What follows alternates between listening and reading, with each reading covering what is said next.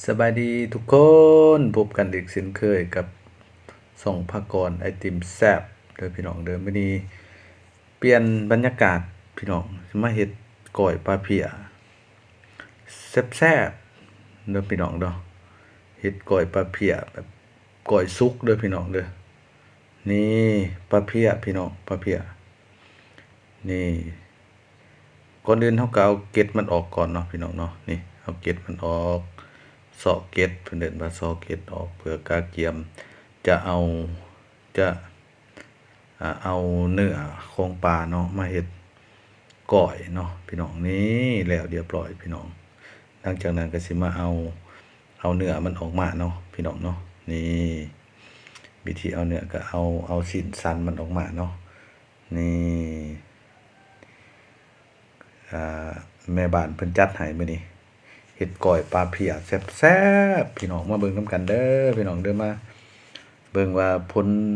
ออกมามันสิเป็นแนวใดเนาะพี่น้องเนาะนี่ได้แล้วเบื้องหนึงพี่น้องนี่หลังจากนั้นก็สิเอาอีกเบื้องหนึงเนาะนี่การเอาซีนหรือว่าเอาสันปลานี่ก็เอาแต่ทุกคนถนัดเอาแบบใดเนาะก็สิบ่มีอิหยังยุ่งยากเนาะพี่น้องเนาะนี่ได้เบิด2เบื้องแล้วพี่น้องส่วนหัวหรือว่ากลางมันก็สิไปเฮ็ดน้ำซุปเนาะไปเฮ็ดน้ำต้มสดกินกับก้อยปลาเนาะแซ่บๆนี่ได้เรียบร้อยแล้วพี่น้องนี่ปลาตัวนี้ก็สิประมาณโลกว่าๆเนาะนี่หลังจากนั้นก็มาซอยหรือว่ามาหั่นเป็นชิ้นน้อยๆเนาะบางๆเพื่อจะลวกน้ำร้อนก็บ่ให้มันบางหลายเด้อพี่น้องเด้อเวลาลวกน้ำร้อนมันสิมนเนาะเราก็เอาพอประมาณแล้วก็เอาไปเลยหลังจากแล้วก็เอาไปคั่นใส่มะนาวเนาะใส่น้ำมะนาวเนาะอันนั้นจะเป็นขั้นตอนต่อไปเนาะแล้วก็สิเอาน้ำร้อนลวกเพื่อเฮ็ดให้เนื้อปลาสุกเนาะพี่น้องเนาะนี่หลังจากหั่นแล้วก็สิได้ประมาณนี้เด้อทุกๆท่านนี่หลังจากนั้นก็เจียมมะนาวเนาะแล้วก็ใส่เกลือน้อยหนึงนะใส่เกลือเพื่อให้สีนมัน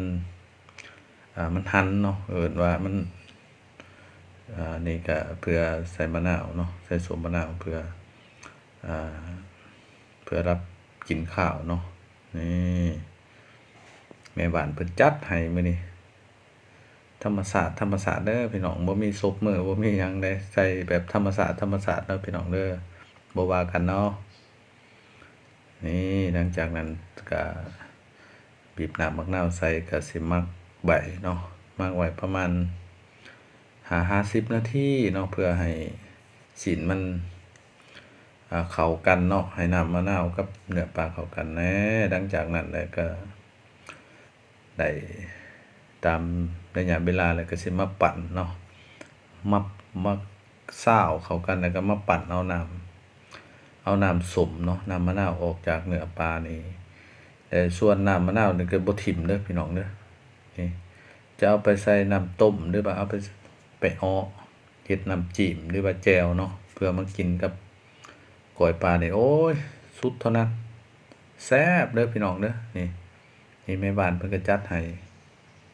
นี่ปั่นเอาน้ำมันเนาะน้ำนี่ปั่นเอาน้ำมันเนาะเพื่อจะ เอาไปใส่น้ำต้มหรือว่าเอาไปอ้อมาเฮ็ดแจ่วเนาะแต่สำหรับคลิปนี้เลยสิอ้อมาเฮ็ดแจ่วเนาะมาเฮ็ดน้ำจิ้มแซ่บๆเด้อพี่น้องเด้อนี่หลังจากปั่นออกสิได้ประมาณนี้พี่น้องนี่เห็นบ่มันจะพงเนาะมันจะบ่มีแบบเมือกๆจะพงแบบเวลามันถูกสมกับเกลือนะพี่น้องนี่มันจะเป็นผงๆแบบหมาดเนาะสีมันจะหมาดขาวๆไปเนาะหลังจากนั้นก็สิเอาน้ำร้อนมาลวกให้มันสุกเนาะอันนี้เอิ้นว่าก้อยปลาสุกบางท่านเพิ่นก็กินดิบๆก็ได้เนาะพี่น้องเนาะแต่ว่าส่วนตัวข้าพเจ้าบ่กินดิบเนาะจะลวก เอาน้ำร้อนมาลวกให้มันสุกนี่อันนี้น้ำซุปเด้อพี่น้องเด้อน้ำร้อนนั่นก็เป็นน้ำซุปที่เราเอากลางเอาพวกหัวพวกกลางปลาแหละไปต้มแล้วก็ใส่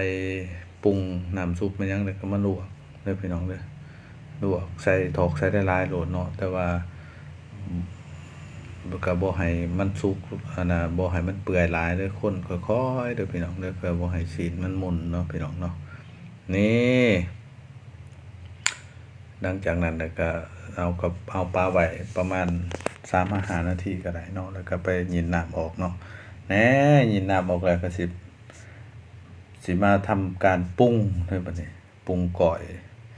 ยปลาเด้อพี่น้องเด้อนี่ก็สิเกียมมีผักหอมมีข้าวไหมหรือว่าข้าวคั่วนี้หลังจากนั้นก็สิ่งที่ขาดบ่ได้ก็น้ำปลาแดกเด้อพี่น้องเด้อน้ำปลาแดกอาหารบ้านนานี่ขาดปลาแดกบ่ได้พี่น้องนี่แล้วก็ใส่เครื่องปรุงผงนัวตามต้องการเนาะใส่มักเผ็ดก็มักเผ็ดหลายก็ใส่หลายเด้อพี่น้องเด้อนี่แม่บ้านไปจัดให้นี่โอ้ยแซ่บๆเลยมื้อนี้นี่ใส่ผงนัวใส่ข้าวไหมนี่ข้าวไหมเด้อพี่น้องบ้านเพิ่นข้าวคั่วบ้านข่อยนี่สีดำเด้อนี่บางคนเพิ่นก็ขัวแบบพอเหลืองๆเนาะแต่ว่าส่วนตัวมันขัวให้มันใหม่เล็กน้อยเนาะนี่หลังจากนั้นเพิ่นแล้วเพิ่นก็สิทำการโคเลเข้ากันนี่หน้าตาพี่น้องเป็นจังไดเป็นตานารับประทานอยู่บ่ทุกท่านนี่เนี่ยก็สิประมาณนี้เนาะถือว่ามาฮอดขั้นตอนนี้ถือว่าใช้ได้พี่น้องนี่โอ้ยแซ่บๆนำกันเด้อพี่น้องเด้อนี่หน้าตาน่ากินพี่น้องแซ่บๆเป็นเมนูที่มักอีกเป็นเมนูที่มักอีกเมนูหนึ่งเนาะที่ทุกๆคนก็สิเคยกินบ่เนาะคือสิเคยกินอยู่มาเบิ่งนำกันเด้อพี่น้องเด้อนี่ก็สิประมาณนี้แม่บ้านเพิ่นก็ซิมโอ้แซ่บคือสิใส่ได้เนาะตามท่าทางแม่บ้านเพิ่นปรุงนี่หลังจากนั้นเพิ่นก็สิไปเฮ็ดน้ำจิ้มเนาะนี่น้ำส้มที่เพิ่นคั่นออกจากเนื้อปลาเมื่อกี้นี่เนาะเลยเพิ่นก็สิเอามาออกใส่ไฟให้มันสุกเด้อพี่น้องเด้อนี่หรือบางท่านเพิ่นก็สิไปใส่น้ำต้มเนาะเฮ็ดให้น้ำซุปแซ่บเนาะนี่แต่สำหรับคลิปนี้เพิ่นสิเอามาเฮ็ดน้ำจิ้มนี่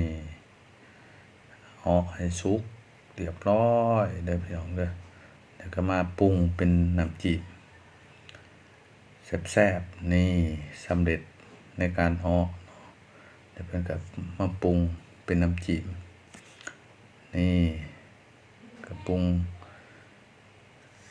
เอามักเผ็ดผงเนาะผงนัวต่างๆเนาะเพื่อเฮ็ดน้ำจิ้มเนาะนี่น้ำจิ้มเด้อพี่น้องเด้อนี่แซ่บๆนำกันมื้อนี้เป็นก้อยปลาเพี้ยเมนูก้อยปลาเพี้ยเนาะแล้วก็สิมีขี้ปลาเพี้ยนะเพิ่นสิไปเอาอนามัยออกเนาะส่วนใดส่วนหนึ่งเนาะเอาบีออกแล้วก็เอาไปขัวเนาะหรือว่าไปเอามาจำกินในเวลากินก้อยปลาครับหรือว่ามาใส่แจ่วหรือว่าใส่น้ำจิ้มเนาะขมอำล้ำเด้อพี่น้องเด้อนี่ขาดบ่ได้ก็คือปลาแดกนี่แหละพี่น้องอาหารบ้านนาขาดบ่ได้แท้ๆนี่ถือว่าเป็นอันสำเร็จเนาะสำหรับน้ำจิ้มแซ่บๆเนาะนี่พี่น้องหน้าตาประมาณนี้เด้อทุกท่านเด้อแต่ละภาคแต่ละเขตเฮ็ดแนวใดก็เอามาแชร์ความรู้นำกันเด้อพี่น้องเด้อก้อยปลานี่สำหรับเมนู นี่ก็สิเป็นน้ำซุปเนาะที่ว่าเป็นกากเป็นหัวปลาเนาะเอามาต้มเป็นน้ำซุปสดเนาะโอ้แซ่บๆพี่น้องนี่แซ่บๆนำกันเด้อในเมนูก้อยปลาเพี้ยเนาะพี่น้องเนาะนี่คลิปนี้ก็สิยาวเนาะประมาณ10กว่านาทีนี่หลังจากนั้นก็มาแต่งใส่ผ้าเรียบร้อยพี่น้องนี่ก้อยปลานี่มีผักสะเดามีน้ำจิ้มที่ได้เว้าผ่านมานี่เนาะอันนี้เป็นขี้ปลาเด้อที่ไปฮ้อมาแล้วโอ้ยจำขมอำน้ำนี่ผักกะสังเด้อพี่น้องนี่ก็ผักที่จะมากินกับโอ้หลายชนิดพี่น้องมาเด้อกินนำกันเด้อทุกๆท่านนี่ประมาณนี้แน่หลังจากนั้นก็ค่ำแรกแหกมานเนาะเพิ่นก็มาม่วนห่อพันใส่แล้วก็สิไปจำน้ำจิ้มแซ่บๆพี่น้องนี่ฝากเด้อทุกๆท่านเด้อฝากกดติดตามให้เด้อเพื่อเป็นกำลังใจให้สองพระกรไอติมแทบได้เฮ็ดคลิปต่อๆไปบ๊ายบายเจอกันคลิปหน้าเด้อทุกๆท่านเด้อ